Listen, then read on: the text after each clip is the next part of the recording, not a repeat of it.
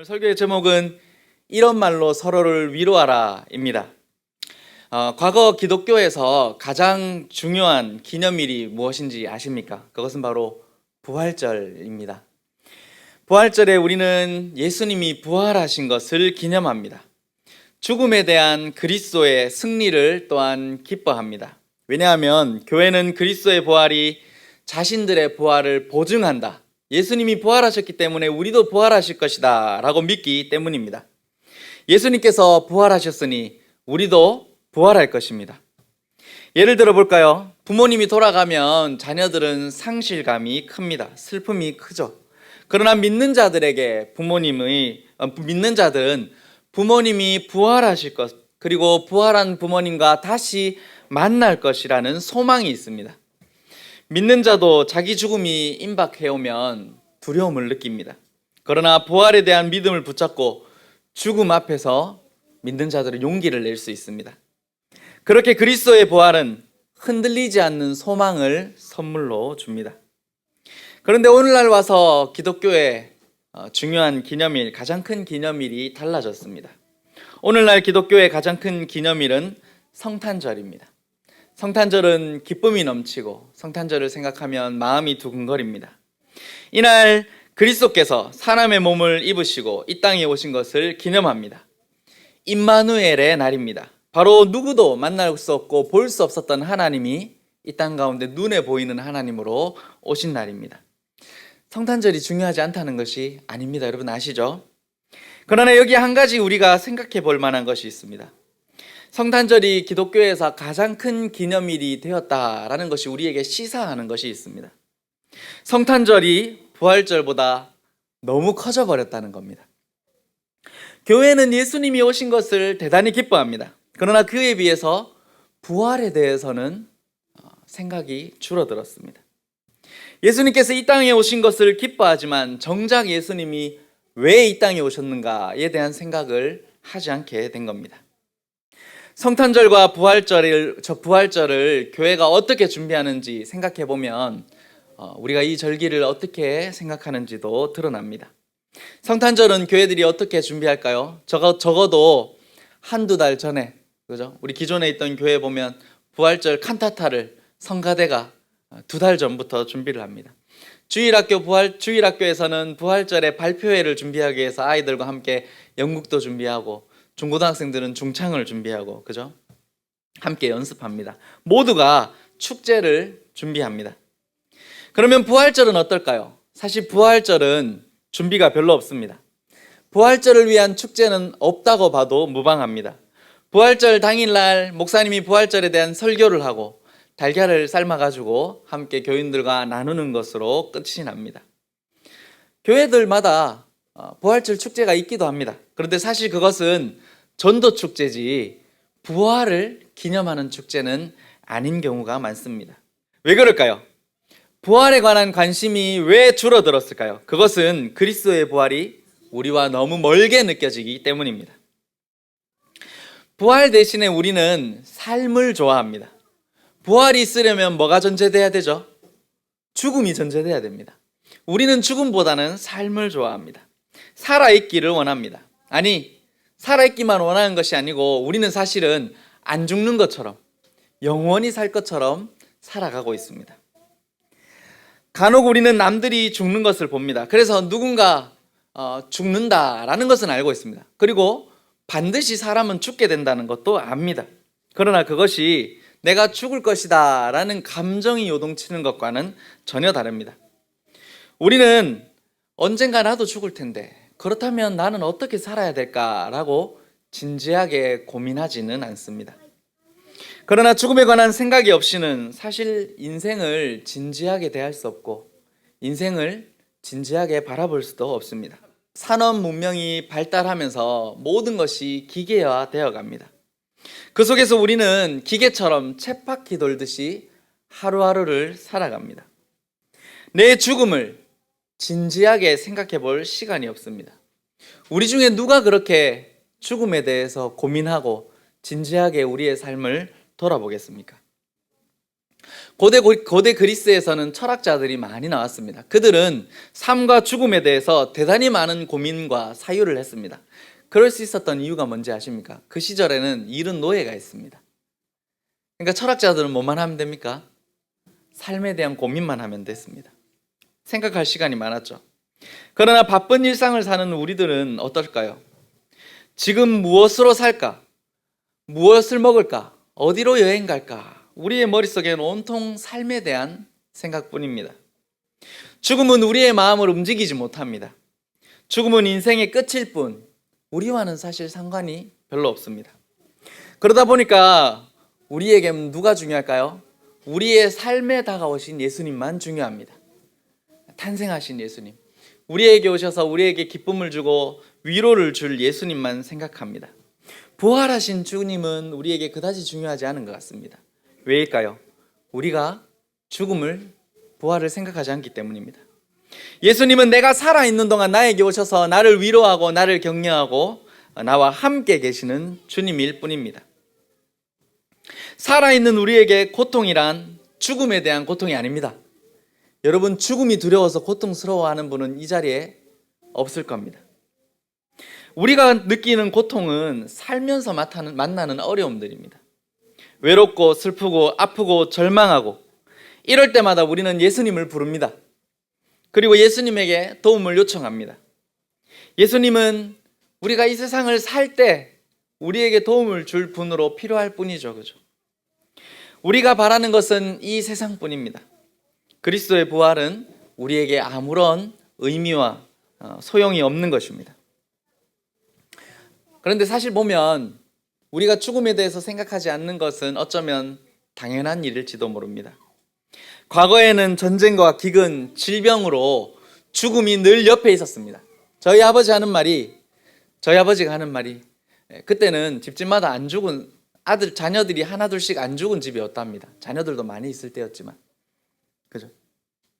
그러다 보니까 자고 일어나면 옆집에 죽음이 찾아와 있고, 그죠? 전쟁 때문에 늘 죽음이 내 옆에 있었습니다. 누구도 나의 목숨을 장담할 수 없으니까 죽음에 대한 공포가 일상이었습니다. 그러나 지금은 일상에서 죽음을 보기가 힘듭니다.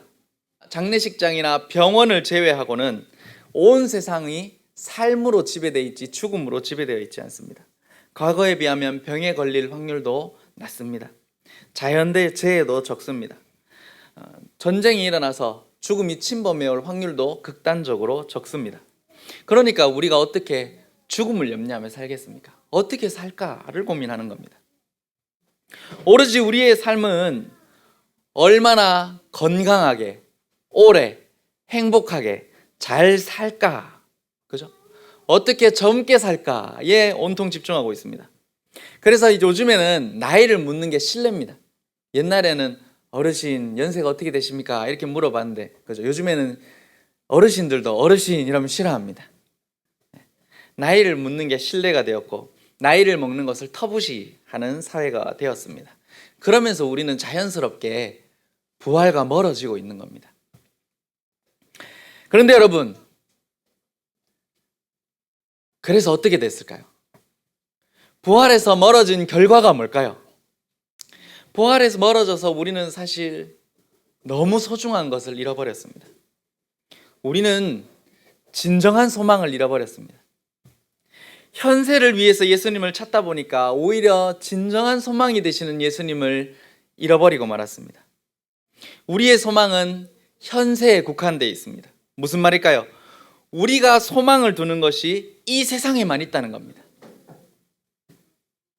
우리는 사람에게 소망을 겁니다. 그것이 이성이든 아니면 우리의 자식이든 우리는 사람에게 기대를 겁니다. 그러니까 그 사람이 떠나가면 소망을 잃어버립니다. 아니, 관계가 조금 소홀해지면 우리는 소망을 잃어버리고 절망하게 됩니다.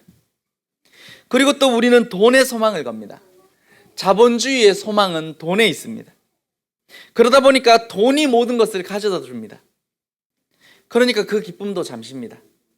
돈을 잃어버리면 소망을 잃어버립니다. 나보다 더 돈이 많은 사람을 보면 내 소망이 시들해집니다. 돈은 금방 사라지기도 하고 돈은 우리의 영원한 소망이 될 수가 없습니다.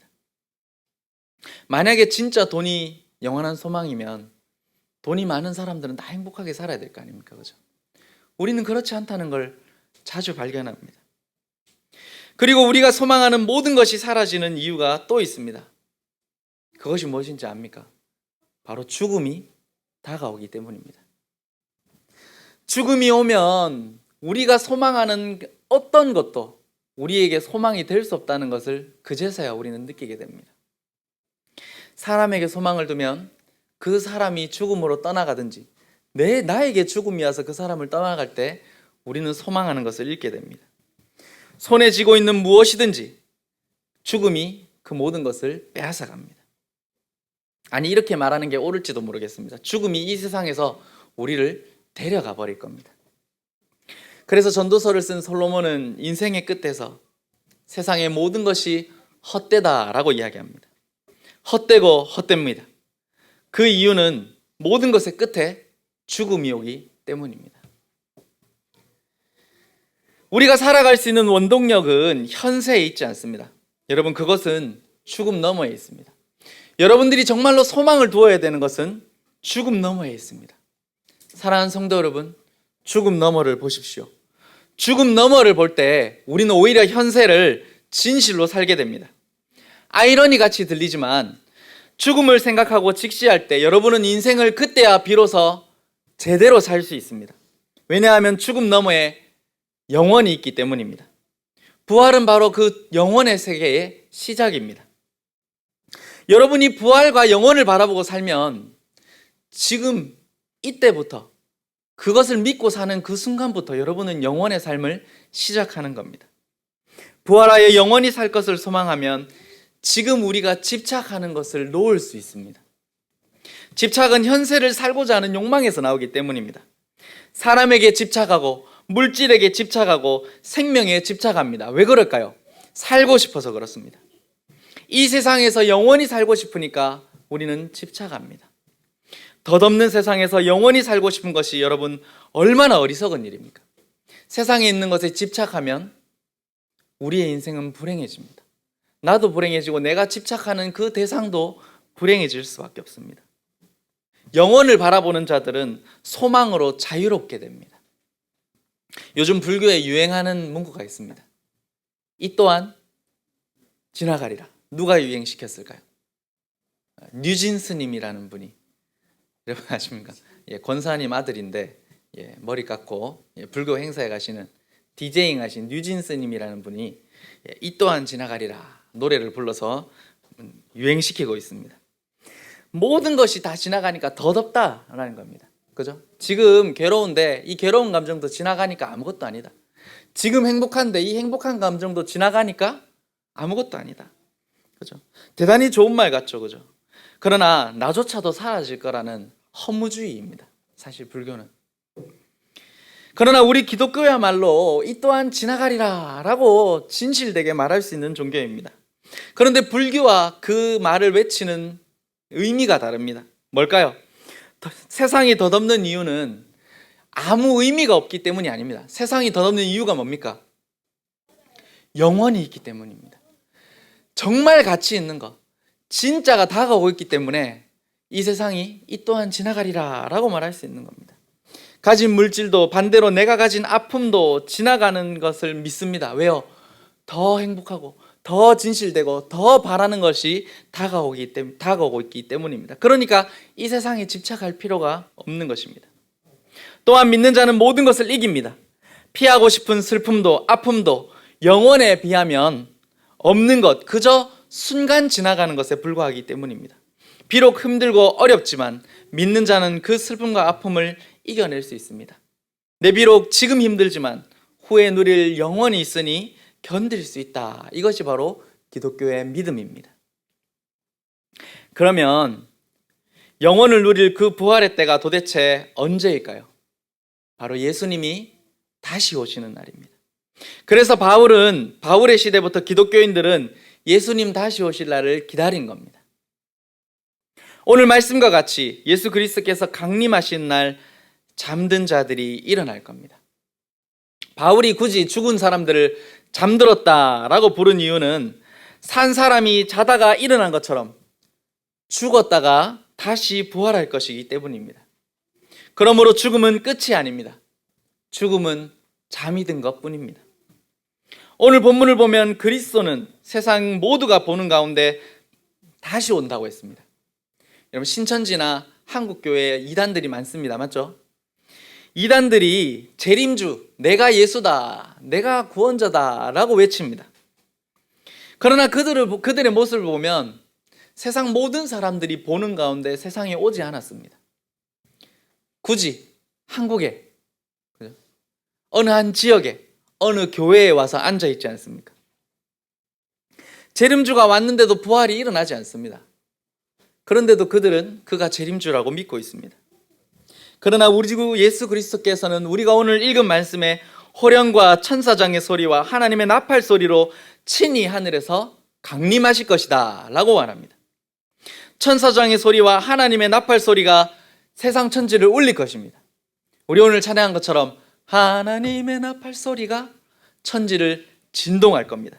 그때 하나님 보좌 우편에 계시던 우리 구주 예수 그리스도께서 이 세상에 다시 오실 것입니다. 16절과 17절에 보면 그리스도께서 강림하실 때 부활한 자 중에서 그리스도를 믿는 자들, 그리고 그때 살아있는 믿는 자들은 공중으로 끌려 올라갈 겁니다. 그곳에서 그리스도를 만날 겁니다. 예수님이 우리를 영접하실 것입니다. 그리고 그와 함께 하나님 나라에서 영원히 살 것입니다. 이것이 바울이 말하는 마지막 때의 부활의 모습입니다. 그리스도께서 다시 오시면 우리가 죽었다 해도 무덤에서 일어나 그를 영접할 겁니다.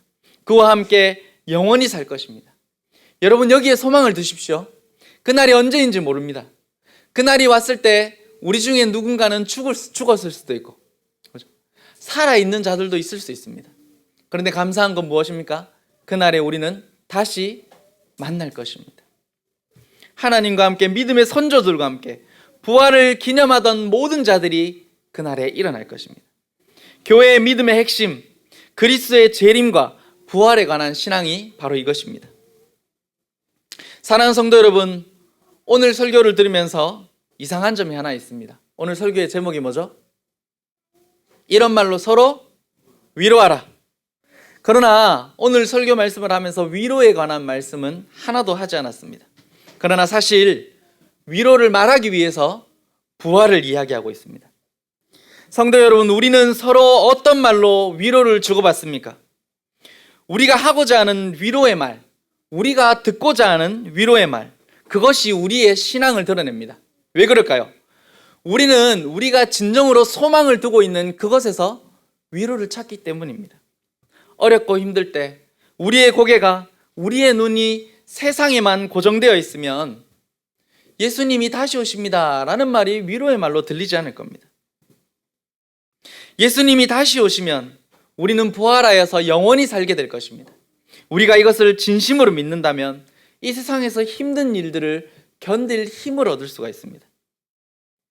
어쩌면 누구는 이렇게 말하겠죠. 목사님, 참 세상이 사는 게 정말 힘듭니다.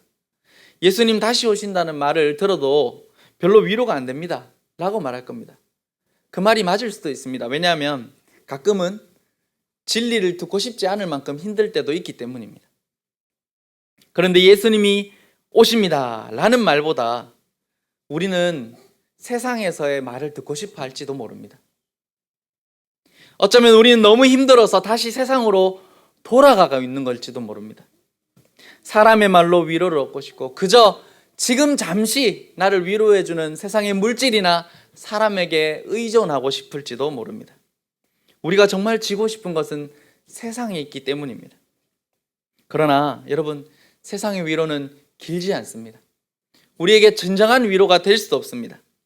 세상이 줄 수 없는 위로가 그리스도께 있습니다. 우리가 믿음이 있을 때에만 그 위로를 받을 수 있습니다. 여러분, 예수님께서 다시 오십니다 라는 말에 위로를 얻고 힘을 낸다면 그 진리 자체가 위대한 것도 있지만 이 말이 또 무엇을 의미하는지 압니까? 우리가 믿음이 있다는 것을 반증하는 겁니다. 비록 그리스도께서 지금 오는 것은 아니지만 지금 오실 줄로 믿고 힘을 내야 하기 때문입니다. 우리가 어찌 세상과 같은 위로를 바라고 살겠습니까? 사랑하는 성도 여러분, 우리는 그리스도의 재림과 부활을 믿습니다. 그러니까 우리의 위로는 세상이 주는 위로와 달라야 합니다. 교회는 서로가 이 말로 위로를 하고 사는 공동체입니다. 세상 사람들은 이것이 위로가 되는지 모릅니다. 그러나 교회는 그래, 그리스도께서 다시 오십니다. 우리 서로 힘내자라고 서로를 위로할 줄 알아야 합니다. 사랑하는 성도 여러분, 그리스도께서는 분명히 말씀대로 오십니다. 그러니 우리는 이 말에서 위로를 얻읍시다. 그리스도께서 다시 오십니다. 그리고 서로 이렇게 말해봅시다. 옆에 있는 사람한테 한번 얘기해봅시다. 그리스도께서 오십니다. 네, 부활절도 아닌데 그죠? 예수님 다시 오십니다. 한 번 더 얘기해봅시다. 네, 이번 한 주 그리스도께서 오십니다. 이 말로 나를 위로하고 우리 서로를 위로할 수 있는 그리스도의 공동체가 되기를 주님의 이름으로 축원합니다.